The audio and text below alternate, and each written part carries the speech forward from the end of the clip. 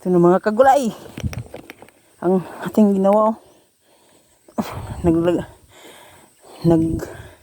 gumawa tayo ng bed para tanaman ng palaya. Dagdag doon. Yan. Ito na. Ito ang ginawa natin yan. Ang hirap kagulay. Hirap ang mag farmer. Kaya okay lang.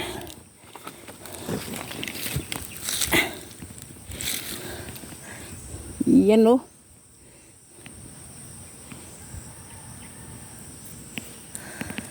Malapit na tayong matapos dito. Malapit na matapos dito.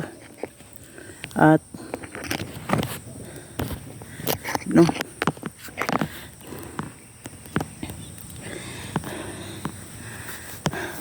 Maraming pawis. Wala. Pahinga muna mga kagulay kasi makapoy man. Hago kagulay.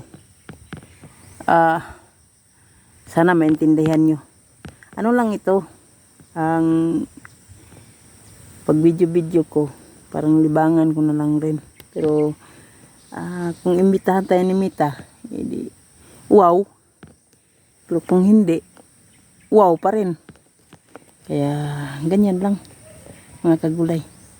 Kailangan lang tayo, payag lang tayo kung ano ang mayroon. Basta wag lang tayong gawa ng kalukuhan. Dito tayo sa totoo mga kagulay. Yan ang ginawa ko. Yan ang totoong ginawa ko ngayon.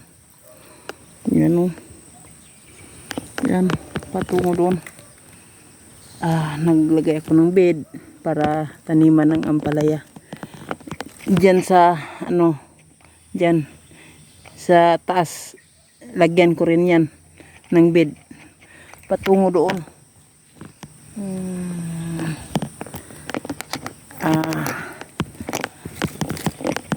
Kasi maraming ugat ng yan rubber. Malayo na ang kanilang mga ugat. Bakante naman, sayang. Kaya binungkal ko na lang. Pinararo ko to pero parang kulang. Kaya pinisingan natin ng pala. Yung paggawa talaga. Kaya ganyan lang. Dahil ang importante sa tanim natin, yung lupa na pagtaniman natin, kailangan plaster. Yan, nakasipti na sa tubig. Kasi pag nakatanim ka na dyan, pagkatapos kulang ang preparasyon mo sa iyong taniman, lugi ka, sayang ang pagod mo kasi masisira ang tanim mo. Kaya kailangan kontento ka na pag once nga magtanim ka na, kontento ka na sa iyong ginagawa sa preparasyon ng lupa mo. Yan ang realidad mga kagulay. Kasi naranasan ko na rin yun. Yung sinasabing automatic. Tanim agad. Katapos magsisi ka. Maraming bisis ako ng ganyan. Nagkaganyan.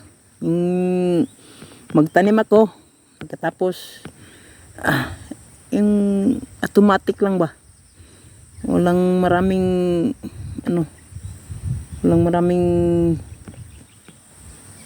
kuskus balukos.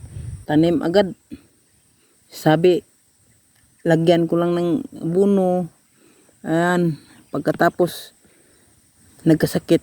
Patay. Karon. Ngayon, namatay ang iyong tanim. Nagsisi. Kaya, kailangan pag magtanim ka, kontento ka sa iyong taniman. Yan ang practice ko ngayon. Practice ko, kailangan kontento ka sa iyong taniman. Halimbawa, yung bed mo, kailangan kung takpan mo ng mulching, tama na. Pwede na. Pwede na magtakip ka na pagkatapos tanim ka. Pero kung hindi mo pa ang mga paggawa mo ng bed, yung lupa na taniman mo, hindi ka pa kontento, huwag mo nang pilitin kasi masasaktan ka lang. Kasi masira-sira yung tanim mo. Sabihin mo naman na sayang. Kaya habang may panahon na hindi mo pa takpan, hindi mo pa taniman, kailangan good na. Yan lang muna mga kagulay, kunting kaalaman lang yan kasi yan talaga ang realidad ng farmer. Salamat kagulay.